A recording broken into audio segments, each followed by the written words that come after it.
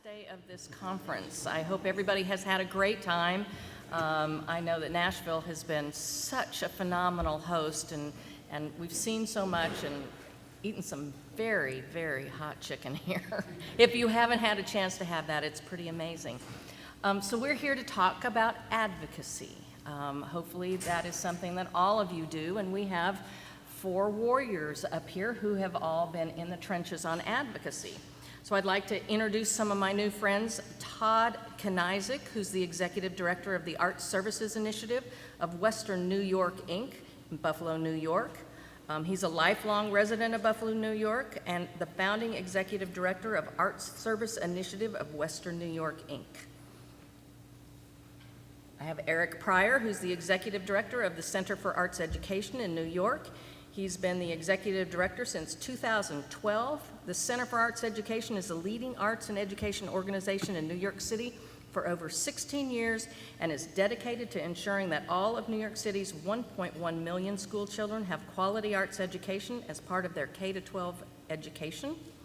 And then Camilla Russell Love, who's the Executive Director of the City of Atlanta Office of Cultural Affairs. She's directed that Office of Cultural Affairs since 1998. She oversees the cultural and artistic vision of the Atlanta Cyclorama and Civil War Museum, the Chastain Arts Center, the city's public art program, contracts for arts services, and the Cultural Experience Project.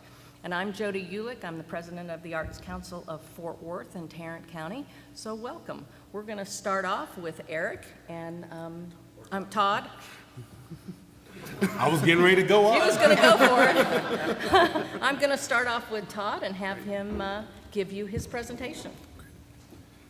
You look like your bodyguards. I know. I like that. Hi, everyone. Everyone in the room and the dozens, if not hundreds, watching on the live stream. First off, for my father, if Mom helped you to figure out how to turn on the computer, happy Father's Day. So my theme today is working with, working around, or working against. How you figure out what type of advocacy is right for you. First off, the place, Erie County and Buffalo, New York. Buffalo is the largest city in Erie County. If you notice from that map, we are nowhere near New York City. We are closer to Detroit, Cleveland, Pittsburgh, and Toronto than we are to New York City. But we are home to just under 1 million residents in the county, with about 260,000 of them living in Buffalo. We're a relatively robust community for a community that size because in the past we had great wealth and at that time we had a proliferation of culturals, and that continues to this day. So over 200 arts and cultural organizations. At the time this began, and the time frame we're talking about is really 2007 through to the present, there were about 38 organizations which received county funding in 2007. The city had also funded arts and culture, but stopped doing that in 2001. The players. At that time, our county executive was Chris Collins, a Republican from the town of Clarence, which is a very affluent suburb of Erie County. The Erie County Comptroller was Mark Polenkars from an inner ring suburb of the county, and City of Buffalo's mayor was Byron Brown. So Chris Collins ran for county executive in 2007, and it was a vacant seat at the time. He ran on a platform of efficiency, Lean Six Sigma. If any of you aren't familiar with it, it's a business, it's a private sector principle. It's data-driven, it's efficiency-driven, and he said he wanted to bring that to the county. Elect a chief executive, not a chief politician. He won against a lifelong politician that was running for that vacant seat as a Democrat. But, coming in, we didn't want to make any assumptions. We thought, well, hey, the cultural sector, we're efficient, we manage our money well, let's reach out, let's work with Chris Collins. Because to us, there's no D or R. There's just, are you for arts and culture or are you not?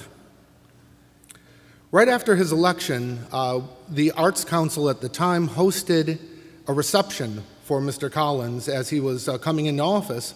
It was attended by many cultural leaders, and at the time he expressed support for the sector.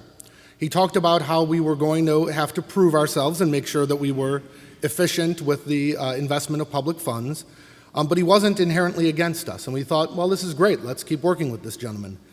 At the time he came into office, there was a review process in place called ECCRAB, the Erie County Cultural Resource Advisory Board. You gotta love that acronym, right? ECCRAB. It was peer review, although not just folks from the cultural sector, business people, lawyers. So it was a really good review system that would recommend levels of funding to the county executive. It was strictly a county executive advisory board. And so organizations would apply every year. There was no multi-year funding, and the range of funding was $2,500 to over $1 million for our local zoo. And every organization had to go through that same process. So going into 2008, his first year, the process of funding was, of course, already done in late 2007 for 2008. So the levels were already in, but he delayed issuing contracts, which normally come out in January or February, and asked for more information. He wanted to see business plans. He wanted to see cash flow projections. The field had nothing wrong with that. I mean, again, we do those things. We're good at those things, and we're fine with showing that information. The little bit of a problem was the delaying of contracts, of course. However, the worst thing was that he wanted to directly appoint members, either of his administration or people he suggested, to the boards of the larger cultural organizations. And one of the things that was a little bit of a canary in a coal mine was the cutoff on that was just under the level that the African American Cultural Center received, which received far less than any of the others that he wanted to put people on the board of. And he also wanted to put more people on the board of that organization than of even the organization that was receiving $1 million. That one caused a problem. That one, the sector's response was, as long as these people put the mission of our organizations first, maybe, but it's a little troubling. So later that year, of course, then the cultural funding application process happens.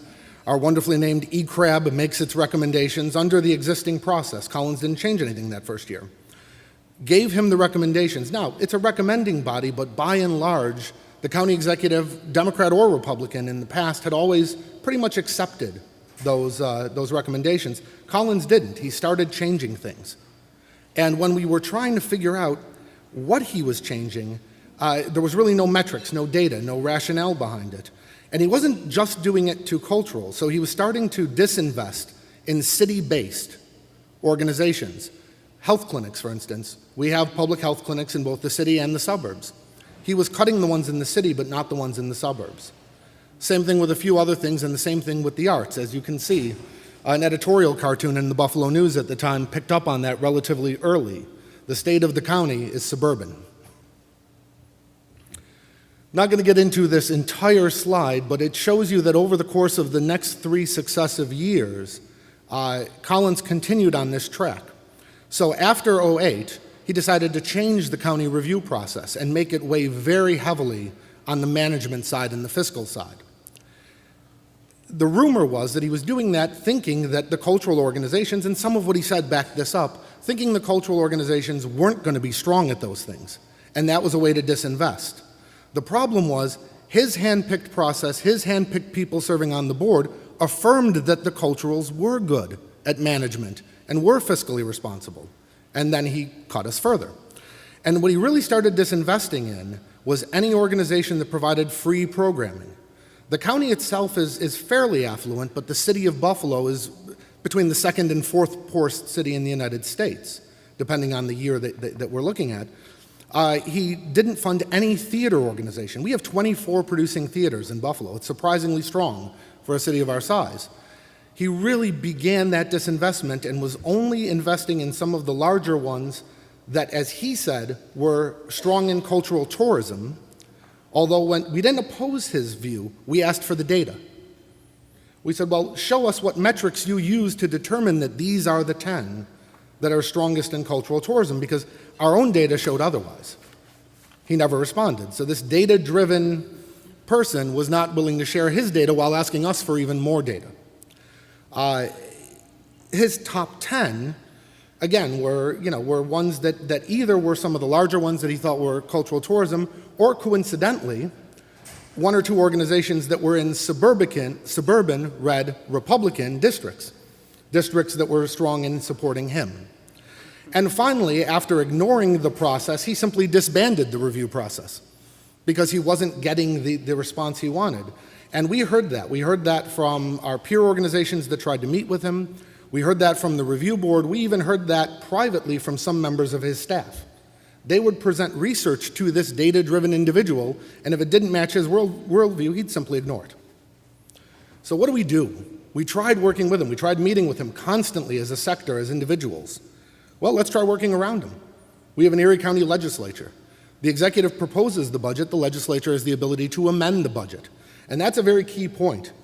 In your towns or cities or counties, become very familiar with the process, become very familiar with the timeline. For instance, a budget that the county executive releases in October, the departments have to submit their recommendations in August in our county. So really become aware of when those deadlines are and how you need to intersect with the process. So as all these things were happening with Collins, we had a friendly legislature. We went to them, they amended. They put back in the recommendations of the review board. The first year that worked. The second year they did it again. And the county executive didn't have enough votes to do a veto and have the veto withstood. He understood that if he vetoed, it would be overridden. So he simply said, I'm not releasing the funding. He made up some story about how if certain amounts of money were left in certain accounts at the end of the year, he might release all or part of it. No one saw a dime of that. And he basically said, sue me if you don't agree. Again, the third year, we still went back to the legislature. They amended. This time, due to some shifts, he was able to do a veto that couldn't be overridden. So the key here is, even as we were doing that, we still continued to try to meet with the county executive. We didn't abandon him, but at the same time, we weren't relying on him. We actually were successful for a time in working around him, but it didn't continue. And things were getting worse in terms of, if you look at some of the quotes, the county executive really started turning against us publicly. So it wasn't just a policy decision. It was really that he was saying, we're not worthy.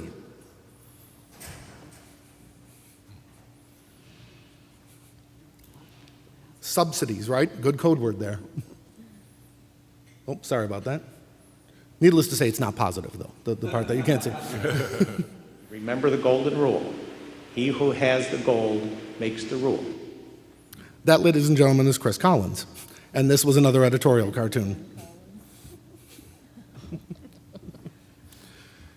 No communication, no action in favor of us, a county legislature that couldn't stop him because he was willing to ignore the charter and ignore the law. So what do? As a last resort, and I really stress that, as a last resort, we decided to work against Chris Collins.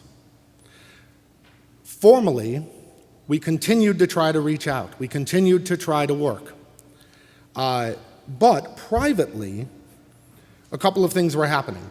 So organizationally, we formed a network. Now, this is not a 501c3 that I'm talking about here with the Greater Buffalo Cultural Alliance. It's just a network of cultural organizations, including some that weren't receiving county funding. So it wasn't just about one issue. They came together and decided we need to work together on things like advocacy and policy.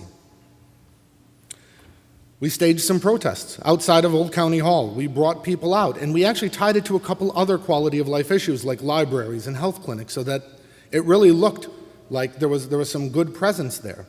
The idea here is we're starting to build a constituency. We're starting to show numbers. And we found an ally in those numbers. Remember I mentioned the county controller, Mark Polenkars. He decided to run against Chris Collins. And he was a long-shot candidate, but he embraced cultural funding as a campaign platform. He even announced his candidacy at the African American Cultural Center, that organization that was really brought into the extra board members and everything that I mentioned earlier. I won't play the election commercial, but in his very first commercial, the very first thing that someone is saying is, imagine a county executive who understands that strong libraries and the arts not only enrich the mind, but they're an economic investment in our county's future. That was embraced as a campaign platform by this gentleman. As I mentioned, long-shot candidate, making vocal support for him a risky proposition, but let's think about this.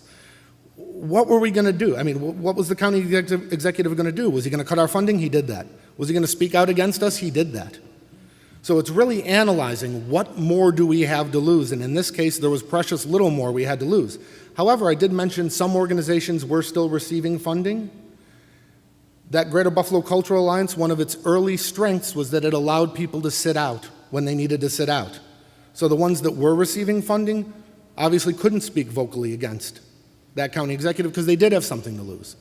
They, however, in some cases were able to do some things in the background or participate in a later issue where someone else needed to sit out. That flexibility is key. You don't look at someone and go, well, if you're not helping me, you're against me. Be very careful with that and build the constituency. We got involved in the election privately as individuals, of course. I don't want Jay yelling at me, because as a 501c3, you can't get involved in an election. You can educate, you can advocate, you can even lobby, but you cannot get involved in an election. And I would recommend, by the way, that you engage Americans for the Arts, and Jay, we had Jay come to Buffalo to do advocacy training. We've had Cultural Data Project come in to do advocacy training based on data. But as individuals, I mean, remember the Imagine commercial? Imagine a phone bank filled with actors calling someone up and going, is Mrs. Smith at home? Mrs. Smith, would you by any chance support the county executive candidate, Mark Polenkars? I mean, it was great. Normally you have political hacks that are like, yeah, is Mrs. Smith there? Please vote for Mark Polenkars.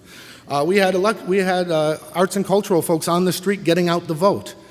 When Mark Polenkars won, as he did, we had cultural representatives in the room at his victory party.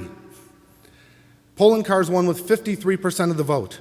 10% of those polled said that arts and culture was the main reason they voted for him. We were the margin. Many other people said it was one of the issues.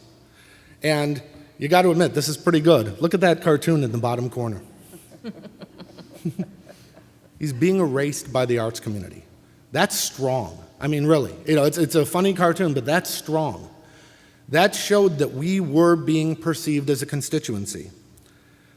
The Polenkars administration followed through. Not only were we involved with the reestablishment of the process, and by the way, we were very strong in saying, don't just give us money, reestablish that process, right? We didn't want to be left open to that perception of getting handouts. We wanted the process. We're fine with the process. He's now funded a public art curator for the county. Cultural administrators were on his transition team helping pick cabinet appointments to his administration. I mean, that's big. He's really followed through. And remember, this was a long shot at the beginning, so as he gained steam as a candidate, other people obviously got on board, but he remembered the fact that we were there at the beginning. A little side effect that I'll cover very quickly, the mayor. Mayor Brown. This is a guy who in his previous elected service got arts and culture and supported it. But for some reason, when he was mayor, he wasn't very interested in reestablishing funding, wasn't interested in enforcing a 1% for public art ordinance that was on the books. All of our public schools got reinvestment. All of them got capital investment. None of them got public art. Our performing arts high school didn't get public art it should have gotten. And he wouldn't really return our calls. He wouldn't meet with us and try to build a dialogue. My suspicion, and part of my background is I did work in county and state government for a number of years and then work at a policy institute, so I'm a little bit familiar with these things, and every cabinet has both good government folks and political folks. My suspicion, and I had this confirmed by a couple of people inside his administration, was his elected folks were saying you have nothing to gain from making arts and culture an issue, politically.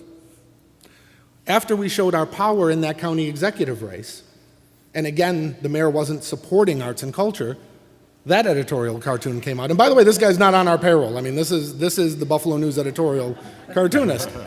Well, I mean, think about that for a minute, right? That's pretty evocative of that image. Well, suddenly, we got a call. And when we met with the mayor, and I really want to give him credit on this, when we did meet with him, he really showed a depth and breadth of knowledge about the power of arts and culture that clearly didn't come from a couple of bullet points handed by a staff member. But even there, we worked first with the Common Council, the equivalent of the county legislature.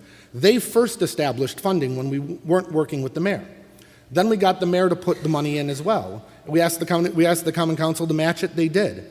At the last State of the City address, the mayor announced new multi-year funding at a higher level. So some of the things to take away from this beyond the working with, working around, or working against, it's a year-round effort. Think about your sponsors. You don't reach out to your sponsors once a year when you need money. You dialogue with them constantly. You need to do that. We're producing an economic impact report, and certainly Americans for the Arts has an excellent economic impact report to do data-driven advocacy. We don't want to get involved in elections every year, and in fact, sometimes you have people running against each other who both support arts and culture. So we've launched a candidate survey, which is, by the way, completely illegal.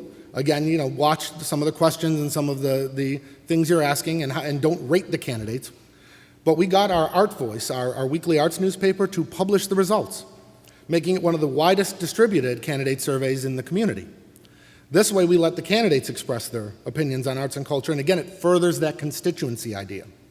Information sharing cultural networks, that Greater Buffalo Cultural Alliance continues to go strong, and we've even started taking elected officials on tours of cultural organizations. Don't assume they know what every line in the budget means. Reach out. We've done that for Democrats and Republicans, and it's worked out very well. So that's our story. It's a story, hopefully, of a little inspiration, a little empowerment, and a message to find multiple ways in and to build your constituency, and you can be successful. We certainly were. Thank you. Thank you, Tom.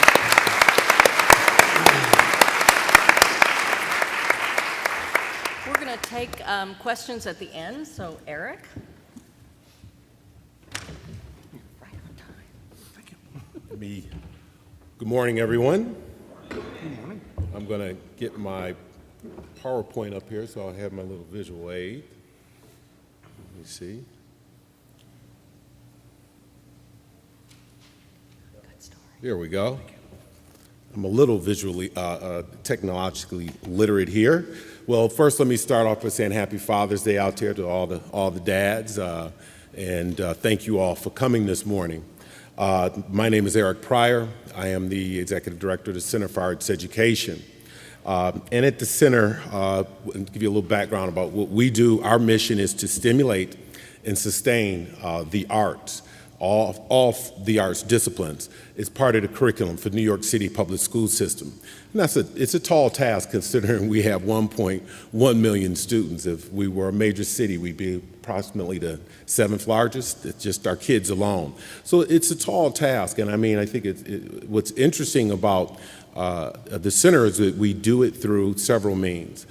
We do it professional development, leadership training with principals and teachers. We also develop model programs in the schools. And then lastly, we do work around policy, and that typically falls in our arena where our advocacy work happens. Recently, we've been very fortunate. We've had some successes. Those successes amounted to, and there were 2 major reports done, one by the state controller about the arts, what's going on in New York City public schools, and I'll go in greater depth in all of these, but I want to give you a quick overview. Second was a report done by our city comptroller. Now, the city comptroller looked more at what was happening with the schools themselves, which schools were doing the arts. And lastly, the last success was that the work that was generated from those reports amounted to our new mayor, de Blasio, putting $23 million in additional dollars for arts education in his executive budget. So that's essentially where we are right now. And I'm sorry, I'm bad, I didn't move the slide for you. That's essentially where we are right now. But in order for you to really get a sense of why this happened, I really wanted to give you a bit of a background on the things we did to make these things happen, or how they happened. One of the things that happened when we first started over 16 years ago, we did a lot of re-granting, and they used the power of the person leveraging funds with private-public sector engagement to help make things happen. And this was a partnership with the Annenberg Foundation, the center, and the city. The Annenberg, Walter Lenore Annenberg, when they passed on, the family had different priorities.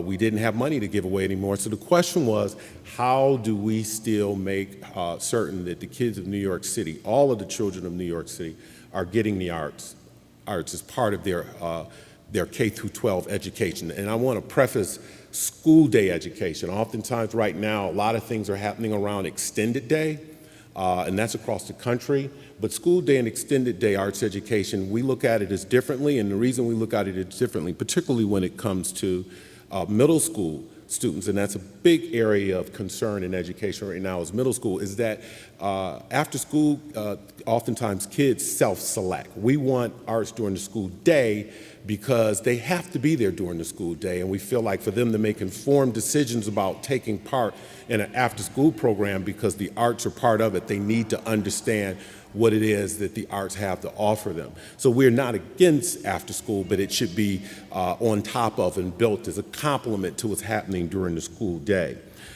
So essentially, unlike what was just described earlier, when I look at the background of what was going on in the advocacy realm for us, or the arts education realm for us in New York City, we didn't have a mayor that was against arts education. Nobody ever says, we don't want arts education.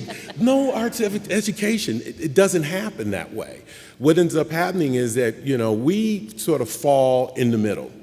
The top arts folks are the DCA Department of Cultural Affairs, but they don't control arts education, what kids are getting in their K through 12 education. It falls within the DOE. The Department of Education, New York City Department of Education. So there were a couple things that were happening. We had a mayor at the time, Mayor Bloomberg, who was the largest private art funder in New York City. Nobody was going to speak against Mayor Bloomberg what was going on, but Mayor Bloomberg's philosophy was he felt principals should not be mandated for how they had to use money. Prior to him, we had Project Arts, which had $65 per student that was allocated to your school, and it could be spent on hiring instruction, art instruction, a teacher, certified teacher, a partnership, or materials, or instrument supplies, that sort of thing. So he removed that mandate. The budget line was still there. At the same time, No Child Left Behind comes in, and this, test-based accountability, which was mainly geared towards testing on math and language arts. So many principals didn't get it. They just didn't see where arts education was going to keep their doors open. They were fearful. They didn't want their schools being closed, so many of them doubled down. And then to make it worse, one of the other things that occurred in that climate was that we had all schools got a report card. Well, the report card was 80% about what was happening in testing. Arts weren't even on it. So you could have the most stellar arts program in the city, but it was not reflected in your school's report card. So all of these things we felt were influencing the decision making and the behavior and the culture in terms of arts education. The things that so at that point we retrenched. My predecessor brought on board a director of policy and research. So we have a staff person. Their whole job is to see what's happening across the country, what they're doing in LA, what's happening in Portland, Seattle, many other cities that were really doing, we felt, some exciting things. Dallas and Gigi Antoni, folks, what they're doing down there. The other thing we looked at is that we knew we had to build relationships. And I was talking to someone earlier in the conference. I said, at one point, we used to have a person went out and did community grassroots organizing and tried to get parents. Well, I'm here to say, I'm the father of an 8 and a 12-year-old. When I go to my daughter's schools, I'm not there to just talk about one subject area. Parents are concerned with the total education of their children. So we shifted away from trying to do that organizing, and we developed strategic partnerships. So we partner with child advocacy groups, general education groups, the others in the arts sector. And what we did, we played the role of making certain that we could give them data and give them things that would tell the story around the importance of arts education. The other thing we did was we wanted to make certain we had a consistent narrative. So our narrative was this is an an equity issue. We knew anecdotally that and just from interfacing and being around the city, that the schools that didn't have it were in the poorer neighborhoods. And I'll go into more in depth to that. The other piece was we also, before I came on board, our communications had a communications coordinator, but it was, so we ended up bringing on board a communications director, someone who was much more savvy in developing strategies around marketing, strategies around social media. So we realize is right now a lot of us, I'm not a big Twitter person, but I'm on Twitter. I'm Twittering the organization, Facebook. It's a platform that you can tell your story. A lot of times we go for traditional media as well. We felt it was critical that we were able to tell our story, and we developed this coalition of folks to help us tell that story, because we knew there's power in numbers. And I know listening to Ayanna the other day from talk about collective impact, I hadn't heard the term, but we were doing this sort of collective impact work, reaching out to these non-traditional partners and finding out where they were concerned, about what was going on.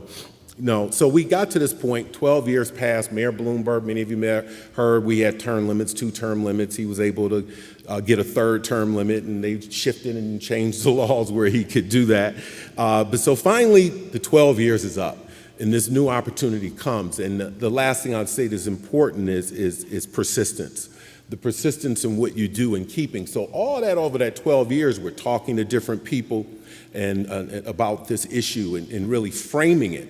And so we get to the election time, and at that point when the election comes up, we understood that there was some real opportunities here. We understood that there was going to be a new mayor, a new schools chancellor, new public advocate. Most of the city council was turning over, so this was an opportunity where we were having fresh people, fresh blood in these positions of power, who are going to be, setting forth the policy that will move forward. So, we did things like we did a candidate survey. All the candidates filled out a survey on their position on arts education, and we're 501c3, so we weren't saying vote for this one or vote for that one. That wasn't the case. All we want to do was frame each candidate's position with respect to arts education and what they felt about it. So when we got that information, we built a website. This is a little bit of the website. You see the different candidates there. And the beautiful thing was we got them on record saying exactly their platform on arts education. In fact, when you look now at our Mayor de Blasio, the mayor, when we pointed out that New York City was out of compliance in terms of many of its schools were not offering the arts education, that didn't have certified arts teachers in the way that it's stated in state law, essentially one of his things that he put forward was that he wanted to see all New York City schools compliant in terms of having certified arts teachers. So having a candidate say that, and then that candidate ended up winning, that was very powerful. The other piece that was very powerful for us and that we realized was that in the candidate engagement process is that we were meeting with their staff, and whether it be the person running or chief of staff over the campaign or just different folks, within their inner circle, realizing in most instances when we sat down with the various candidates, occasionally we got to sit with the candidate, but most times we didn't get to sit with the candidate. And a lot of people would be like, well, the candidate's not there, that's a waste of time. Wrong answer. Because many of those people ended up being chief of staff for the new person who's running the Department of Education, chief of staff or high-level positions within the mayor's office. And now what ended up happening, because of this candidate engagement process, those were relationships that we had. So in many instances, you don't need to necessarily sit with the candidate. In many instances, they're dealing with so many different issues, they're relying on their people to give them the type of insight that they need to make the decisions to govern. One of the other things that we did, we had a candidates forum in which all the major candidates came and spoke. It was one of the first that was dedicated to the arts, and we also developed a vision statement. The vision statement were signed not only by arts organizations, but community development corporations, cross-sector vision statement where people signed on. We had 100 different types of organizations sign on to that particular vision statement. This is a photograph from Mayor de Blasio at the candidate forum. And these are some of the press clippings. We were able to get the Wall Street Journal, and so we were the New York Times. So we were able to capture great press. But the critical piece is that a lot of the people who are seeing what we're doing, were seeing and we're framing our issue, it was being framed on social media. And that was critically important. So essentially now when we look at the successes the successes on the campaign trail, we had a number of 50-40 press hits, blogging, the candidate forum, you know, the mayoral, the platform where all the candidates were saying what they felt about arts education, and then there were the early victory. Our first victory, remember I talked about, Mayor Bloomberg. Before they went out of office, one of the things they did, Christine Quinn, the head of the city council at the time, who was also one of the candidates running for mayor, she put forth legislation that said the New York City Department of Education had to report each and every school that was out of compliance with the state mandates for arts teachers in the school. That was a huge victory. This is Mayor Bloomberg signing it into law. So that was a huge victory for us. Then we had, after that, the state comptroller report. We went to the state comptroller. The state comptroller looked at what was happening. We pointed out that you had kids graduating from schools that had no certified arts teachers, yet the law says in order to graduate, you have to have a certain amount of credits taught by a certified arts teacher. So they saw those discrepancies. That didn't get us the real mileage that we were looking at. The mileage that we got was out of the city comptroller's report. Now, the city comptroller's report looked at New York City public schools, and they looked at three factors. Schools that did not have certified arts teachers, schools that didn't have cultural partnerships, and also schools that didn't have spaces dedicated to the arts. The interesting finding the thing that they found is 30% of New York City public schools did not have certified arts teachers. And they overlaid that data with socioeconomic heat mapping, and what they showed is out of that 30%, 50% of those schools came from the South Bronx and Central Brooklyn. So what they said, and what was so powerful about this, now we could have done that same thing, and people there, those self-serving arts folks with their agenda. The city comptroller is not part of our arts apparatus. So for them to do that report, the mayor right away realized, oh my God, this is the tale of two cities. Mayor de Blasio ran on the tale of two cities. You know, you had all these folks who were very rich and wealthy, and their kids and, their lives, they got everything. And then there were the have-nots. So at that point, when he first got in, his issue was universal pre-K. And focus on middle schools. So arts, we weren't part of the equation, but when this report came out, it put us right center smack in it. In fact, the day that this is an image right here from the press event that happened at City Hall. Later that day, I went and Mayor de Blasio was introducing his new head of cultural affairs, and the first question they were asked was, Mr. Mayor, did you read Controller Stringer's report? What do you think about what's happening in arts education? So our new head of the Department of Cultural Affairs and the mayor had to address that question right there. You couldn't have scripted it any better. I call that divine intervention, on our behalf in that instance. So, so essentially, you see the key points. I've went over those, but I would just say now, because I don't want to be remiss in saying next steps. Now the key for us is that is making sure how they spend this $23 million.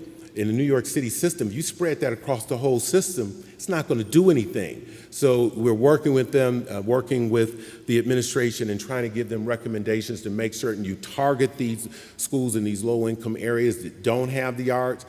The other thing we're looking at is really looking and making certain they look at the progress report. That's a key piece, because those progress reports that say what schools are doing and defining what a successful school looks like, if that definition doesn't include the arts, it's not going to happen for us. So that's one of the other key pieces here. Lastly, I would just say that one of the things we realize and look at, and I would just say to you, is that no matter how successful your victories are, remember you're one administration from everything being flipped on its head. We can never stop the work that we do in terms of advocating for the arts. So for us, we realize, one of the mechanisms we're putting in place is making certain we're timing every election, so every citywide election that comes up, we're going to be framing the different candidates, what they feel about arts education, and making certain that our issue never falls between the cracks. Because the time you tend to lose ground is after you've had successes and you've won, because you think, well, the job is done. I want to thank you and enjoy the rest of your day. All right, let me see here. He said, skate.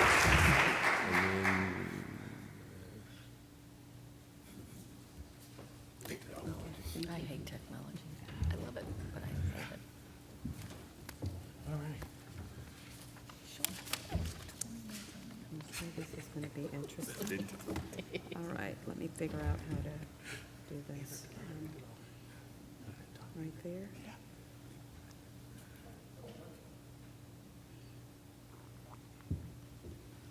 I would be the one who doesn't know how to operate the computer. Good morning. Good morning. I'm Camille Love, and I'm from Atlanta. And Atlanta is a city that is steeped in a rich history on the impact of advocacy to benefit underserved populations. Social justice is just part of the fabric of our city. 40 years ago, the Office of Cultural Affairs was founded by Atlanta's first black mayor, Mayor Maynard Jackson. He recognized that for Atlanta to be great, we must invest in the arts.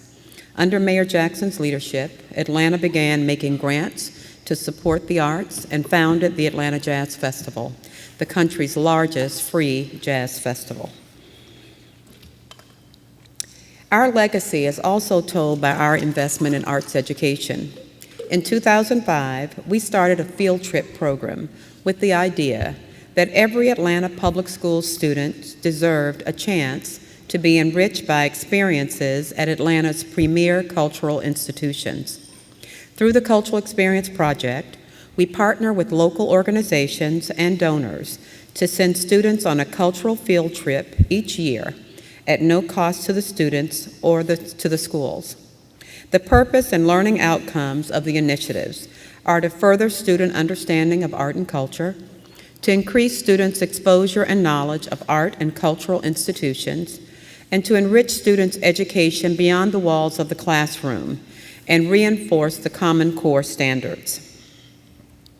The project was launched in 2005, and it covers students from pre-K to the 12th grade.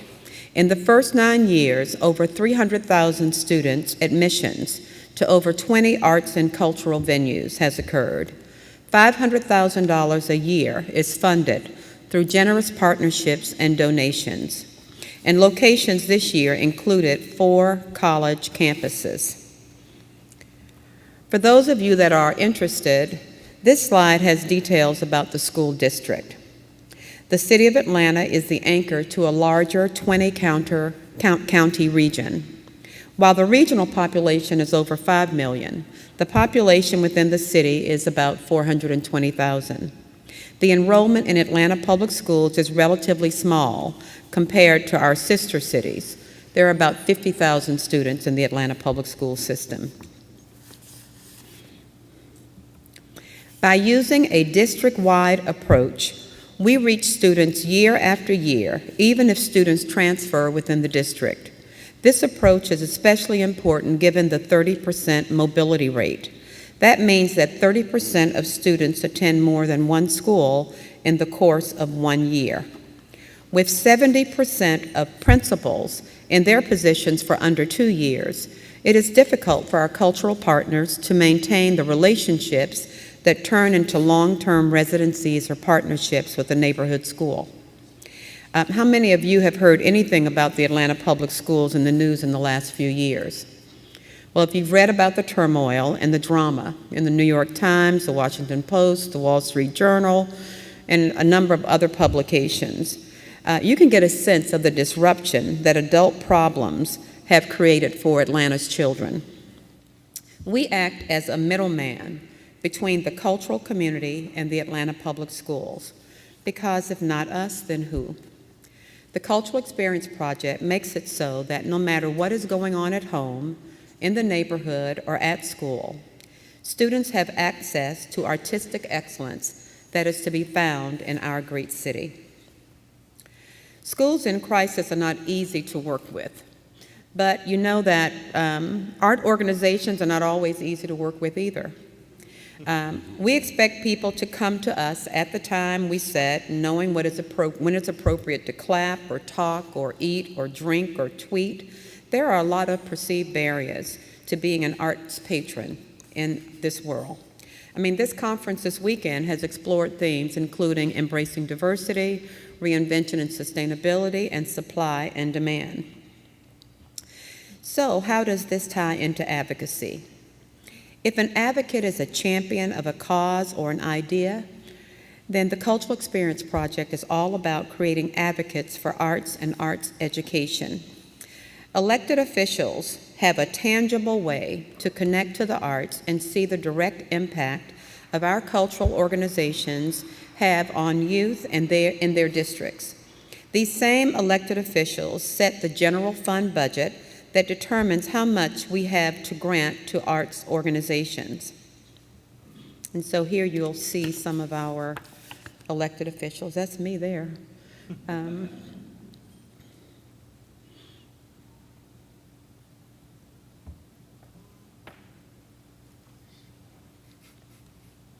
Donors know that they are reaching students across the entire city, not just those at school with engaged, plugged-in principals.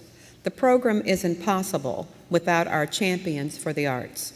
The entire program costs about $500,000 a year, with a substantial amount going to cover the cost of buses. So that's me with Bob Lynch and my friend Christina Christie from Turner Broadcasting Systems.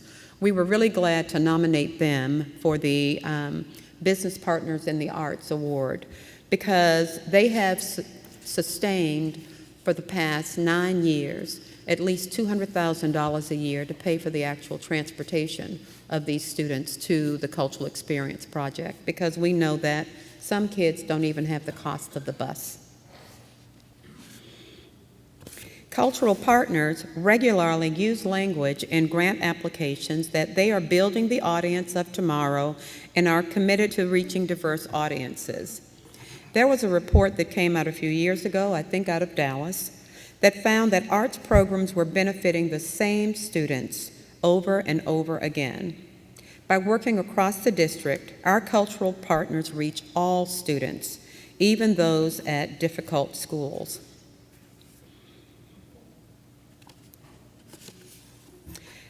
At a field trip, one of our ushers said, "The students from Forest Hills Academy are so well behaved. This must be a special school." Well, it is. It's an alternative school for students that can no longer attend a regular school. Forest Hills Academy students would not be at the opera without the Cultural Experience Project, and we and the opera are so glad that they did. Educators incorporate arts and culture into the curriculum. Today's teachers and administrators have a lot of demands on their time. By taking care of most of these logistics, we make it easier for teachers to take advantage of learning opportunities outside of the classroom. We work with pre-K all the way through the 12th grade. Okay. As the local arts agency, we are uniquely able to provide a broad scope solution to a broad scope problem. We don't know if 2 hours of programming a year will improve test scores, and it is irresponsible to overclaim our impact. We do know that each of you went on a cultural field trip and that first experience had some impact on the course of your lives. We are planning 38 seeds a year, and we don't know that lasting impact. It is our role to be advocates to make sure that Atlanta's children know that they belong to our cultural gems. And so, Jay, I'm going to ask you, when a child goes on a cultural field trip, when they go, they get like a little sticker. So I'm going to pass these out. I asked Jay if you would pass those out. And remember at the beginning of the program, I told you that 40 years ago, our Our mayor, Maynard Jackson, created the created the Office of Cultural Affairs. Okay, all right. Just bear with me. I probably need Alex. Click. Uh-oh. Did that do it right? Nope. Nope. Okay, I lost it. I'm so sorry. Let me go back. I might have erased it. You just posted it. Okay. Maybe. Here's this one, right? I think I might have. Is this yours? No. Maybe go back that way. I can't go back that way. Oh. Talk for a second, and I'll... Oh, okay. So 40 years ago, I told you that Mayor Maynard Jackson started the Office of Cultural Affairs. And our current mayor is 44 years old. He is a native of Atlanta. And then this is how he feels about arts and culture in our city. Thank you. Great cities have great art. And there is no question that great art is a vital component of the health of an extraordinary city. And while all great cities have a variety of attractions and landmarks, our cultural destinations are more than just places to see. They are the work and reflection of who we are and who we are becoming. They express our identity. Here in Atlanta, our arts community is shaped not only by the neighborhoods they inhabit, but by the flow around them. It's that flow and accessibility that allows our residents and visitors to appreciate our city and to take advantage of the outstanding array of galleries, theaters, public art, and festivals that abound. But don't take my word for it. Each year, millions of visitors come to our city to attend plays and concerts, view exhibits, and to enjoy our warm hospitality. Atlanta is a cultural magnet, attracting an international assortment of top talent, performances, and events. To put it simply, Atlanta is hot. Our bold creativity, our renowned musical acts, and our cultural virtuosity all say, diversity, welcome. Our symphonic artistry is second to none. Our operas and choral societies give voice to our humanity as well as to our passion for the arts. Our galleries and museums present a vivid palette of world-class exhibits, artwork, tours, and expositions. Our stages and theaters host a remarkable fusion of creative styles. The arts are an essential part of Atlanta's cultural fabric. It allows for artistic and human interaction among our green spaces, plazas, and parks. As the capital city of the Southeast, our cultural strength is anchored in our uniqueness. We have built that character into our art and cultural community. Atlanta's arts and culture are reflections of our city's imagination. They stand as a testament to our collective achievements. They are confirmation that together we have the power to alter our destiny, to shape it, to mold it, and to improve the lives of our children, our families, and our guests. This is Kasim Reed, the mayor of the city of Atlanta. Okay. Thank you. As you know, we work advocacy from the bottom with the little kids and the little stickers that some of you got. I'm sorry I didn't bring enough. And to the top with our mayor. So the Cultural Experience Project is the anchor for us to do that, and I hope that you have learned a lot today. Thank you.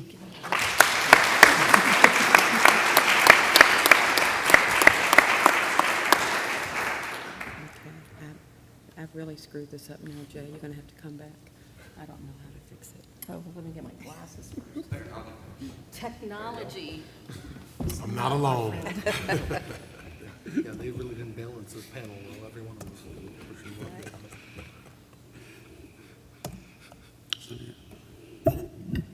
We love Jay. Actually, it's not even letting me go on it. Jay killed it. No, I didn't. I'm sorry.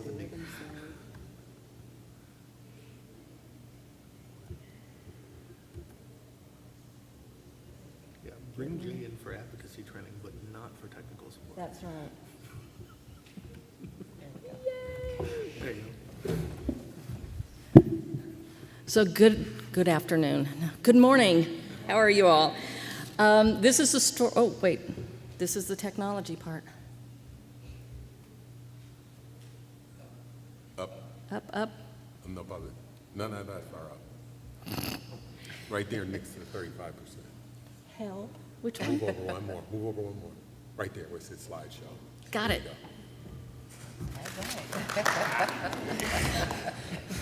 There's a certain point in your career when you have people to do this for you.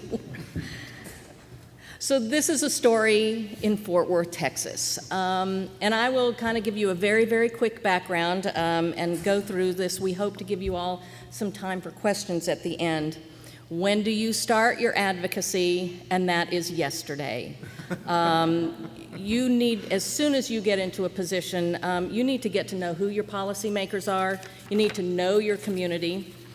And then I always like to identify 3 types of people. And this comes from a book by Malcolm Gladwell called The Tipping Point. If you have not read The Tipping Point, you need to go and get that. If you fundraise, it's a great, great book. And these 3 people are connectors, mavens, and salespeople.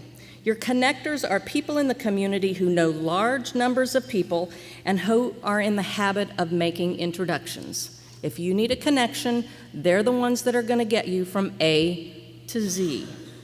Mavens are your information specialists. They're people we rely upon to connect us with new information.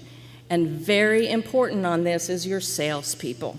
They are your charismatic persuaders with powerful negotiation skills. You need all of those people when you're getting ready to do an advocacy campaign. So it's very, very important as you go through something like this, actually before you go through this, that you know who the people in your community are.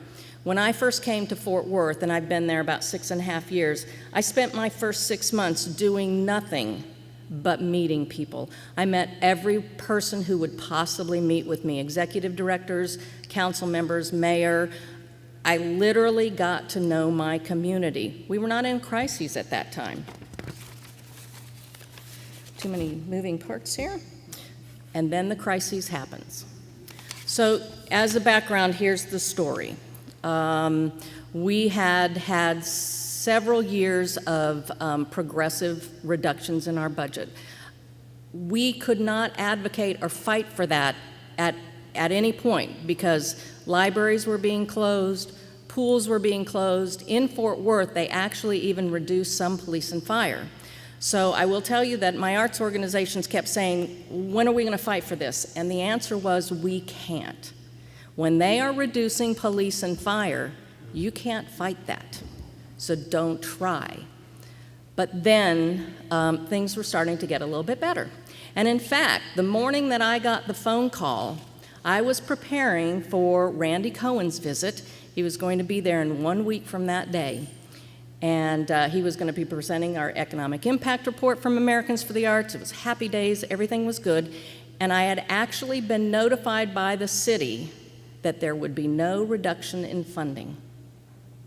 9 o'clock in the morning, the phone rang, and it was the city's head of the budget department. And he said, I need to let you know that we will be cutting your budget by 20% in the budget that is being presented this afternoon. Over 5 years, that would have been a total reduction of 50% of my funding. And I said, well, hang on, what happened to the, we're going to keep you with level funding? He says, we can't do that. Well, they had not cut police, they had not cut fire, they did not cut parks, they did not cut libraries, they did not cut anything else in the budget except us, sister cities, historic preservation. And I said, well, I got a problem with that this time. And he said, and I quote, you're a big girl, you know what to do. I said, okay. So we put a team together, and I will tell you, this team got together within 1 hour.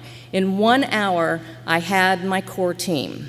So by 10 o'clock, my development director, and I will tell you, we started out as Thelma and Louise, and by the end we were the Coven, because we ended up bringing some other people in. I highly recommend, and I heard that before, a PR professional, media relations, and then make sure you have that maven, that connector, and that salesperson. It is very important. So we met at 10 o'clock, 1 hour after that phone call. By 5 o'clock that night, I was on every single one of the television stations, and the next morning they had coverage in the newspaper, and it was all positive on the arts side. So I will tell you, you react fast, and it's very strategic. Your team is very important, and your team can change. For us, it was a crisis moment, and we needed to be very, very careful. If anyone in that team didn't keep things confidential and on target, they were off the team. We may not have let them know they were off the team, but they were kind of off the team.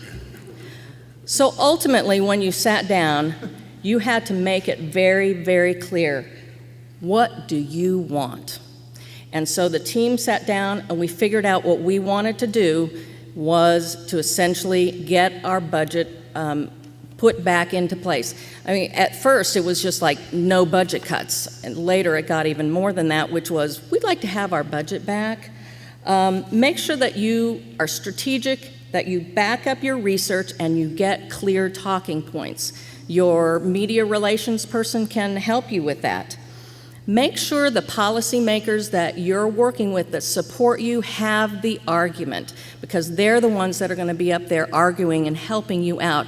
You have to give them clear, concise talking points. Now, this is very important when you're in one of these kind of situations. If you are a paid arts administrator, you are not the right person to do this advocacy. I cannot tell you how many times I walked into a policymaker's office and all they heard from me was, I get paid from the arts, and so my job is to advocate for the arts because the arts pay me. They really, truly did not listen to me. And so we knew that ahead of time. So who did I go in with? Well, we spent quite a bit of time pulling donor lists. We knew every person in town who donated money to those politicians. And in fact, my whiteboard had 8 names on them. That's all, because people kept saying, who do we talk to? I had 8 names. I had the mayor, I had 7 council members, and I had one more name. And we'll show it on the next slide, which is, who holds that golden key? Because you have to know that one person who can make the difference. Now, in some cities, I will tell you, I mean, Rusty Foley is here. In Phoenix, I think it's the Phoenix 40. So there's a group of people, not the mayor and council, who are the influencers. You got to find out who those people are, and you've got to find a way to connect with them. So once again, go back to those mavens and those connectors. Now here's the story. This advocacy campaign for us literally lasted total 9 months. We worked 24 hours a day. We met with every single person we could possibly do to literally connect ourselves from where we were to the man with the golden key. Literally. And it was, I will have to tell you, I kind of joke about it a little bit, have some fun. We go back to what we called ourselves the Coven, because we literally met in places where we would not be seen. We met with people who said, you can't tell anybody that you've met with me. We ended up, through our mavens, finding out, by the way, that the mayor had a kitchen cabinet. Who knew? This kitchen cabinet is her little secret group of people that she met with on a monthly basis. No one knew who it was, except those people on the kitchen cabinet. And then when we started meeting with the kitchen cabinet, they said, now you can't tell anybody you're meeting with us. So slowly but surely, every once in a while I thought I was doing prohibition work, because I was meeting in back rooms in restaurants and, the most bizarre places you've ever met or been to. So we did all this. We literally just connected to this person, to this person, to this person, trying to get to the man with the golden key. Now, we did a lot of, this was another thing that was very important. By the way, you can't do this without the public and talking points. So our PR person put these kind of things together. These were very, very important. They were on Facebook, Twitter, again, Eric, I don't Twitter either, and I still don't Twitter, actually. So, but we had all of these things out. We ended up being in every single public place we possibly could. So while we were doing the quiet campaign in the back, trying to get to the man with the golden key, we were rallying the troops and the community. We filled, in 1 month's time, we filled every single council meeting to the brim, and they had to go into overflow. We had kids speaking, we had kids singing, we had poets, we had all of these people. That is very important, but once again, if you really need to make that influence, go back to the man with the golden key. Just drove us crazy. Have fun, but be memorable. We ended up doing these t-shirts. We didn't know how this would work, but I will tell you, we had a media marketing person who came up with fartsy. And I will tell you, I kind of was like, is that kind of offensive? And he said, you know what, people are gonna love it. We went out one night at gallery night, put these out. We said they're for donation only. In one night, we raised about $3,000. People were giving us $100 for a t-shirt. It was fabulous. We also did a petition drive, and we had over 10,000 signatures. And by the way, when we presented that at a city council meeting, it was in a stack this big. And we walked it up and handed it to mayor and council. It was kind of a fabulous thing. Now, I will tell you, mayor and council said it wasn't valid because, you know, anybody could sign these things, and it was a pain in the neck. But once again, these are a couple other things that the PR people were able to do. So we involved all of our arts organizations. They were all, 5 minutes? They were all at the table with us. So we used these, we blasted these out over Facebook, we had them in the newspaper, in all of those things. I will say that we had a huge amount of support from the arts organizations.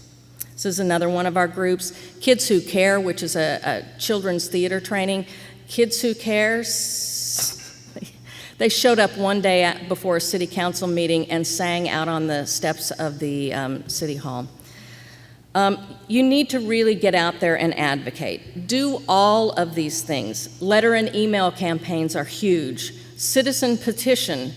Your council members are probably not going to respond to that. However, you got to have it because you've got to show the support behind you. Meet the press. The press can be your friends, and the press can be your enemy. So be very, very careful with the press. Pick up the phone. I will tell you, we all get stuck into emails, but there's nothing like one-on-one phone communication, and attend your council meetings. Now, here's another hint when you're working with mayor and council. One phone call, and I'm not going to say emails because they get inundated with emails. One phone call is a blip. 2 phone calls on the same issue is like staff goes, huh, what's that? 5 phone calls on one issue to a council member's office is a crisis. It's a literal crisis, and it causes a staff meeting. So once again, emails, you gotta do them, but a phone call to a council member's office, you can create a crisis in 10 minutes. And network. You've got to talk to everybody. Now, I will also warn you, especially if you're doing an advocacy campaign with elected officials, be very, very careful about open meeting law. Do not get caught in a bar with a quorum. If you're in a bar or a restaurant meeting with a council member and a quorum shows up, leave. The last thing that you want to do is hurt your advocacy campaign because the press found out that you're influencing in a quorum. So be very, very careful with that. Also, be very clear about speaking at council meetings. These are the kind of little teeny things that can completely upside down your campaign. Be respectful and consider an advocacy team for your organization, because if the crisis happens, you have to put it together very quick. We were very, very successful. The end result was a 100% increase in our funding from the city of Fort Worth at the end of this. And I think that had to do with the fact that we got into it. We got into it fast. Like I said, we were on all three news channels that night. Historic Preservation and sister cities sat back and said, well, what do we do about this? And literally didn't even get their advocacy campaign happening for almost a month. It was too late. So really, truly, you need to jump on it. You need to be very clear about what you want. And honestly, you've got to find the man with the golden key. Just as a last note, I will tell you, I never met with him. And many of you probably know, in Fort Worth, the man with the golden key is Ed Bass. Bob Bass was the influencer that went to meet with Ed Bass. And so that was the connections. And it took us 9 months to get through all those people so that the man with the golden key could be discussed or talked to. And the result of it, we got our funding back. So thank you.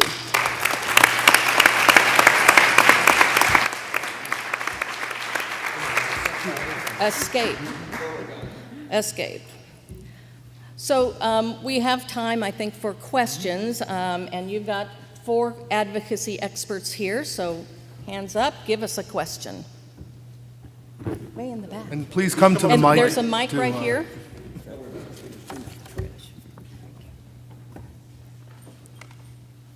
Or if somebody wants to run the mic around. Oh, man, look, Jay's full service today, man. Jody, I have 2 questions for you. You said that your campaign lasted 9 months, and it sounds like it was very, very intense. So the first question is, how do you manage that campaign and then still do your everyday work?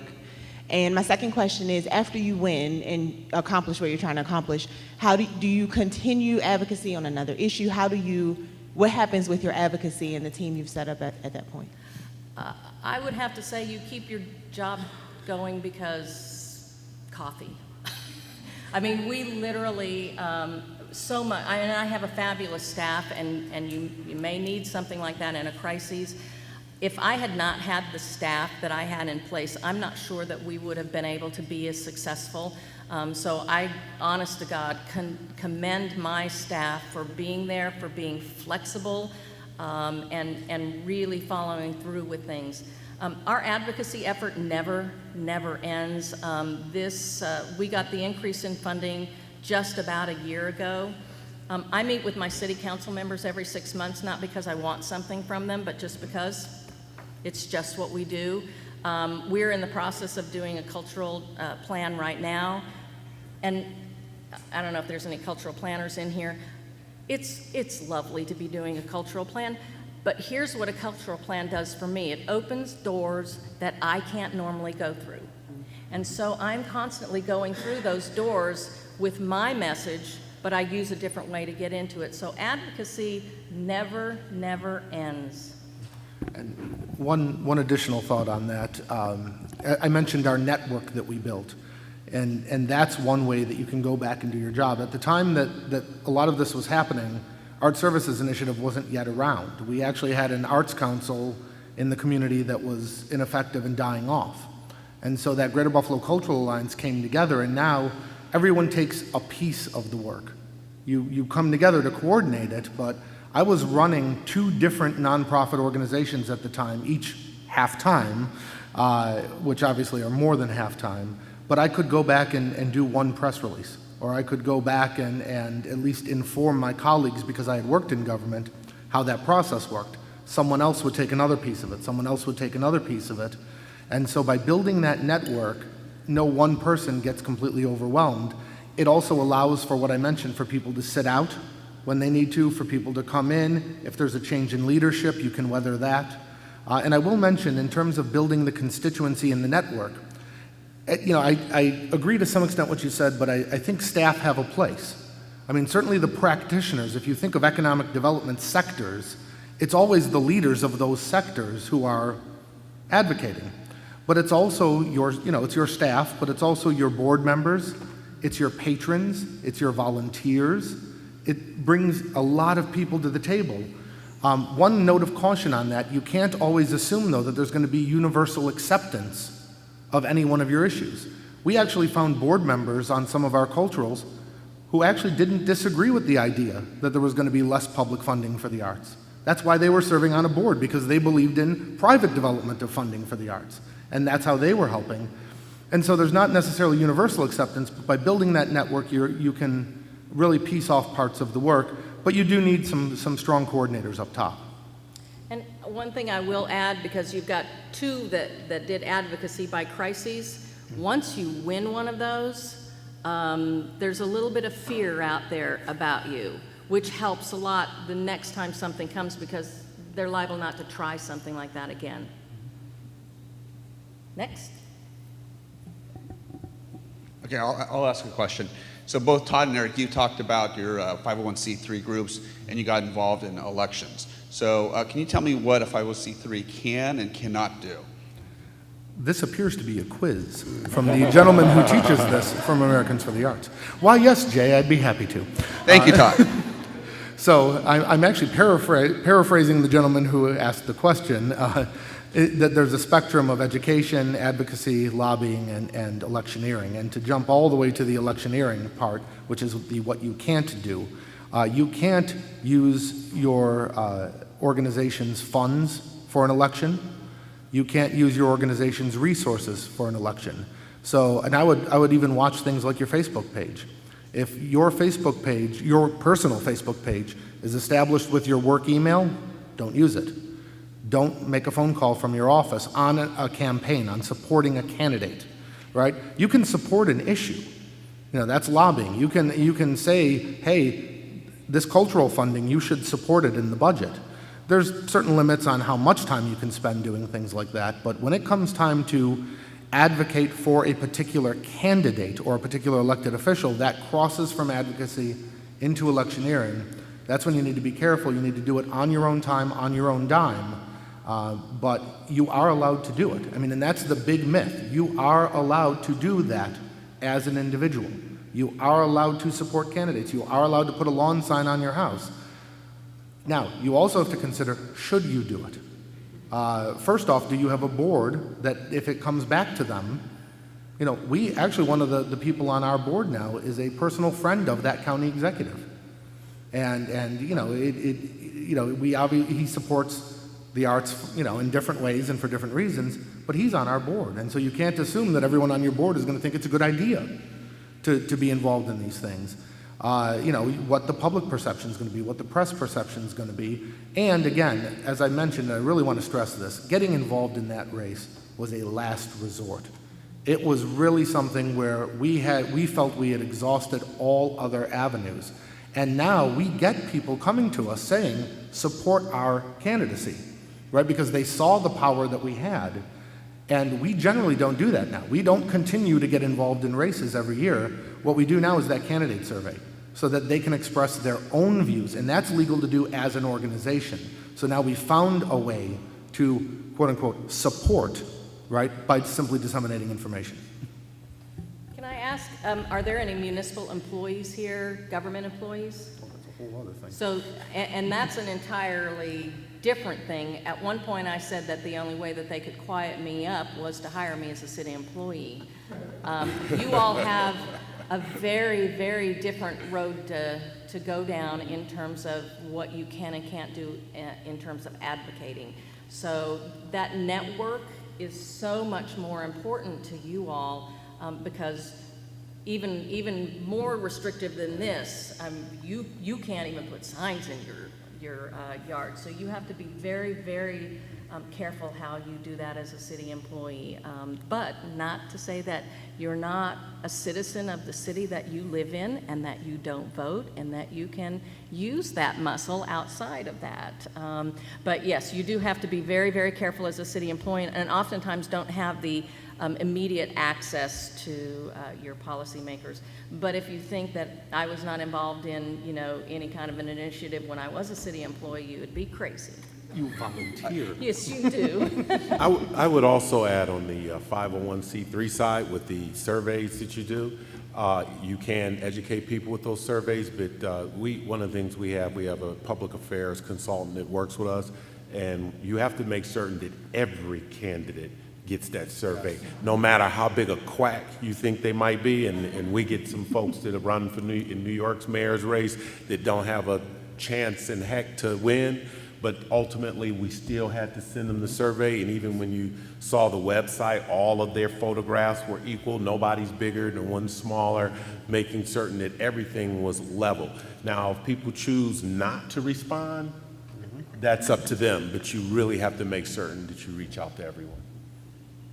I have a question about, Eric, you had something up on your website, and I really like that. And Judy, you talked a little bit about the petitions, and not being, you put a stack in front of the city council, and it wasn't as successful as you thought. But what's in the petition, and is the signing of the petition a vote of confidence for that candidate in some respect, or what's inside of that? And we didn't go into your website, but I was interested to know what was inside. For us, it was really about giving the public transparency in what the candidates felt about the role of arts education, and is this an important issue broadly. We really didn't do any kind of petitioning in that way. We did have a vision statement, and the vision statement really spelled out what does a healthy education with the arts look like. And it's important for us to get folks who were business leaders, not just the usual suspects, folks, artists and arts organizations. We had them too. That was critically important. But we really wanted to make certain that it was defined, because once again, you can't assume, especially in an area as niche as arts education, that the candidate has a sophisticated way of looking at it or how to address it. So in many ways, the vision statement gave them a clue to what a healthy arts education looks like, That's what they were signing? Yeah, that's what they were signing. That's what they were signing on to, was a statement of what they felt the arts education should look like. And our petition literally just said, please do not cut the arts funding any further. I will tell you, because we have time constraints, I left out about 5 months. The city actually did cut our funding, but they followed it up with, and this ended up sort of being that little agreement that was going on, they followed it up with saying we're going to be creating a task force that will look at funding for the arts. And so by the end of that task force, which I had some very influential people on that task force, not only did they restore the cuts, but they doubled the funding up to what it was in 2008. So the petition literally just said restore funding for the arts. And just real quick before the question, part of the reason, and we stayed away from money. We didn't want money to even enter into the picture, because what we realized was in tight economic times, it was an easy excuse. We don't have the money, we don't have it. So what we did was we really framed it from what should this look like. And if they agreed to the premise of what children should get, then let's let the question follow with respect to the resources necessary to achieve that. So we really wanted to frame the issue that we wanted and not make it a monetary thing that could easily be sort of rebuffed. I have go ahead. Yeah, I just wanted to weigh in as a city employee and talk about our project as our advocacy. We don't receive any money from City Council for this, or from the city. This is our way of demonstrating to the City Council and to the mayor that the arts are valuable in our community, that this is a project that the foundations and corporations support, that the arts community supports, that benefits our public schools. And so it's kind of like it's our added value as to why they should support what we're doing. So this is our proactive way to advocate for arts and culture in our city. Brian LaDuca, University of Dayton. I have a question for Eric and Camille. The work that you guys are doing is admirable and very empowering. I question, though, and I think a lot of people in the room has heard me ask this over the last few days, is your work at K through 12 where does your advocacy carry into the higher educational models? Because I ask this because in this day and age, all the work that you put into these individuals, these young individuals, completely, for the most part, across higher educational models across the United States, begin to denigrate at the university level because the idea of arts education, arts integration, the applied idea of creative and artistic thinking is not really there. And so you start to see all this work that's put in is not being allowed to continue to prosper, which again I think is interesting because those same individuals who do lose that artistic value for within their degree programs are the same individuals that many of us are fighting the uphill battle against later on in life. And so I'm curious to know, does your advocacy at all continue to work within the schools, the college systems? You even mentioned 4 college campuses were invested. Right. That's the first time I've heard that since I've been here the last few days. So I'm just curious to know where your investment in advocacy continues at the higher educational level. Well, those 4 college campuses were actually cultural experience project sites. So the children actually went on a college campus for their experience. And why is that important? Because we're trying to encourage these children that they should go to college. And some of them might not ever go on a college campus because they are viewed as not college eligible or ready or candidates for college. And so our program is really aspirational, and we don't have relationships with colleges in that sense that we're actually programming for colleges. We have a big jazz festival in Atlanta. We have a public art festival, and the audiences for those festivals are becoming younger people, and they are cultural experiences themselves because they're free, so they're accessible. And we really gear the programming towards a younger audience. And in fact, where one of them is conducted is actually right smack dab in the middle of a college campus. Yeah. We worked with the university community in that, one, we understood that there were several colleges that were producing arts teachers or individuals who wanted to go into the field. So we definitely, it was important for us to reach out to heads of various colleges around New York and make certain that they signed on, that they felt it was important. But the other piece of it for us, because it's a term that I haven't said today, I can't believe I didn't say it, is the big push is that career and college ready is the big buzzword. I'm sure you guys have heard it. So one of the things we do in Frame is that we make it very clear we are not promoting arts education to create future artists. We're creating and we're having arts education experience to teach children how to do what we call the 4 C's: critical thinking, creative thinking, to be able to communicate at a high level, and to be able to collaborate. And what we're saying is that, hey, you're not going to put someone in the workplace or have success in college because they can take a bubble test and do a great job. Almost any industry you're in, you're working in a group, you're working as a team. You have to problem solve in a creative way and be able to think outside the box. So what we're doing is framing arts education as a transferable skill set. The other piece of it is that none of us can really predict what the industries will be in the future. So we have to equip our young people with the ability to think in a way where no matter what the industries look like, when my daughters are adults, they can adapt and be marketable in terms of their career. I think we have time for one more. Back in the back. Hi, I'm Shannon Ford. I am here from the Tennessee Arts Commission, and I wanted to thank you all for really inspiring messages. My question, though, is specifically for Camille. We at the Tennessee Arts Commission have a very similar program to yours. It's called Student Ticket Subsidy. It is an exposure-based program. And as it is an exposure-based program, I was curious what public officials in Atlanta are most interested in, what information about your program they're most interested in hearing about, and whether there is interest in really making that exposure-based program or the foundation of it into something that's more enriching or educational?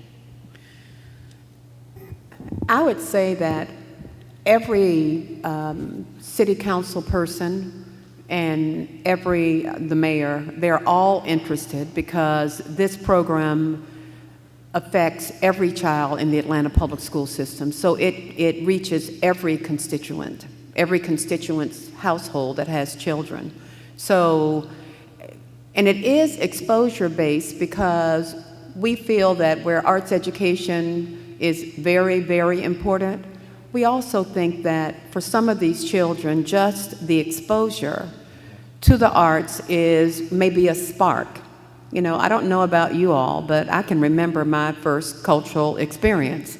And it has stuck with me, and it has made me a more interested in the world kind of a person. I'm more open to other ideas and other cultures. And so we're just we're using exposure as a way to just unlock, hopefully, some of these young minds who, if you know, again, you saw the statistics about Atlanta, you know, some of these children would never leave their communities. A lot of these children, the principals, Atlanta's had so many issues with education, with cheating on tests, and just a big mess. A lot of these principals and teachers are so focused on making sure that the children learn that they don't focus in on how getting the kids out of school one day for a quality cultural experience that is tied to a Georgia curriculum standard would have a benefit. And so we've had to fight the school system to give us the children for the one day. We've had to lobby the arts organizations to give us the inventory of the field trips for this group of children because their parents are not the ones who are going to come and make donations to the arts organization. But these children are future patrons and participants in arts and culture, and that is what we think the exposure will do, and that's all we want out of it, to be honest with you.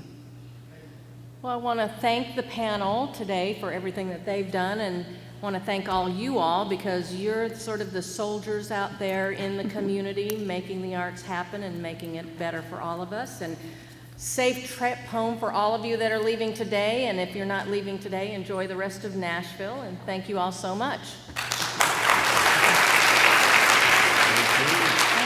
Thank you for keeping us in line. All of us in there. All in. I had that going the whole time, except for mine. Oh, no, I No, I wasn't looking at you. I should have been looking at you. I was ignoring you. Nice. Thank you. Thank you. Yeah, that was fun. That was, I'm going to come down this way. and it actually, even though it was completely random, I think the flow went very well. I think it went very, very well.